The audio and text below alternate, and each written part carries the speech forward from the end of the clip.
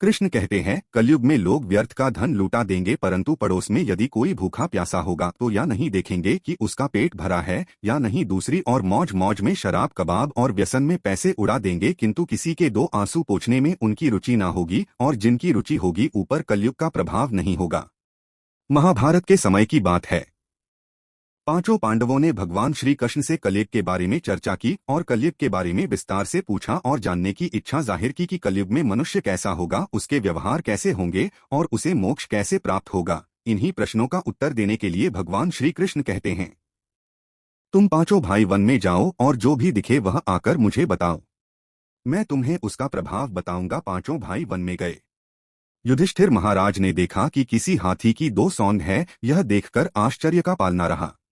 अर्जुन दूसरी दिशा में गए, वहां उन्होंने देखा कि कोई पक्षी है, उसके पंखों पर वेद की दिशाएं लिखी हुई है, पर वह पश्चिम मुर्दे का मांस खा रहा है, यह भी आश्चर्य है। भीम ने तीसरा आश्चर्य देखा कि गाय अपने बछड़े को इतना चाटती है, बछड़ा लहूलुहान हो जाता है। सहदेव ने चौथा आश्चर्य देखा कि 6 से 7 हुए हैं और आसपास के कुओं में पानी है, किंतु बीच का कुआं खाली है, बीच का कुआं गहरा है, फिर भी पानी नहीं है।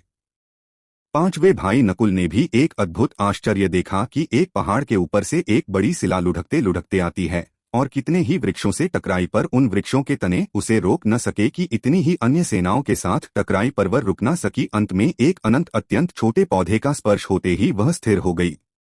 पांचों भाइयों के आश्चर्य का कोई पार नहीं। शाम को वह श्री कृष्ण के पास गए और अपने अलग अलग दृश्य का वर्णन किया। युधिष्ठिर कहते हैं, मैंने 2 सुंड वाला हाथी देखा तो मेरे आश्चर्य का कोई पार न रहा। तब श्री कृष्ण कहते हैं, कलयुग में ऐसे लोगों का राज होगा जो दोनों ओर से शोषण करेंगे, बोलेंगे कुछ और करेंगे कुछ और, ऐसे लोगों का राज होगा।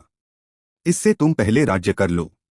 अर्जुन ने आश्चर्य देखा, पक्षी के पंखों पर वेद की ऋचाई लिखी हुई है और पंछी मुर्दे का मांस खा रहा है। श्री कृष्ण कहते हैं, इसी प्रकार कलयुग में ऐसे लोग रहेंगे जो बड़े बड़े पंडित और विद्वान कहलाएंगे, किंतु वह यही देखते रहेंगे कि कौन सा मनुष्य मरे और हमारे नाम से संपत्ति कर जाए। संस्था के व्यक्ति विचार देंगे कि कौन सा मनुष्य मरे और संस्था हमारे नाम से हो जाए।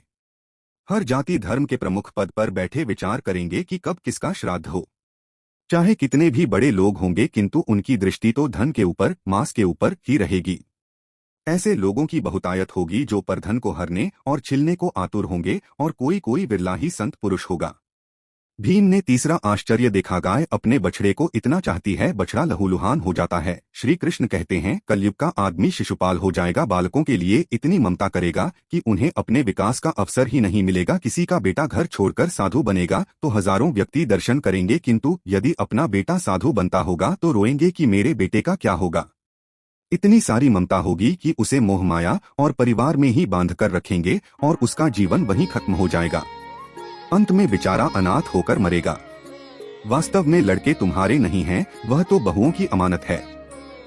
लड़कियां जमाईओं की अमानत है और तुम्हारा यह शरीर मृत्यु की अमानत है। तुम्हारी आत्मा परमात्मा की अमानत है। सदेव ने चौथा आश्चर्य देखा, 5-7 भरे कुआं के बीच का कुआं एकदम खाली है। कृष्ण कहते हैं, कलयुग में लोग व्यर्थ का धन लूटा देंगे, परंतु पड़ोस में यदि कोई भूखा प्यासा होगा तो या नहीं देखेंगे कि उसका पेट भरा है, या नहीं दूसरी और मौज मौज में शराब कबाब और व्यसन में पैसे उड़ा देंगे, किंतु किसी के 2 आंसू पोंछने में उनकी रुचि ना होगी, और जिनकी रुचि होगी ऊपर कलयुग का प्रभाव नहीं होगा, उन पर भगवान का प्रभाव होगा।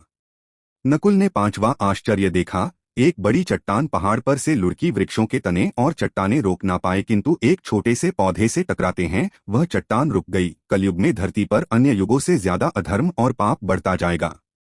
कलयुग में मनुष्य अपने कर्मों का फल भोगते हुए और बेमौसम बारिश, आंधी, तूफान, जल संकट का सामना करेंगे। हिंदू शास्त्रों के अनुसार अब तक 3 युग, सतयुग, त्रेतायुग और द्वापर युग बीत चुके हैं। जो आज चल रहा है वह कलयुग है। पुराणों के अनुसार कलयुग के साथ ही दुनिया समाप्त हो जाएगी।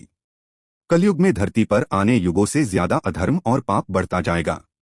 शास्त्रों में बताया गया है कि भविष्य में धरती पर कलयुग इससे भी ज्यादा भयंकर होगा।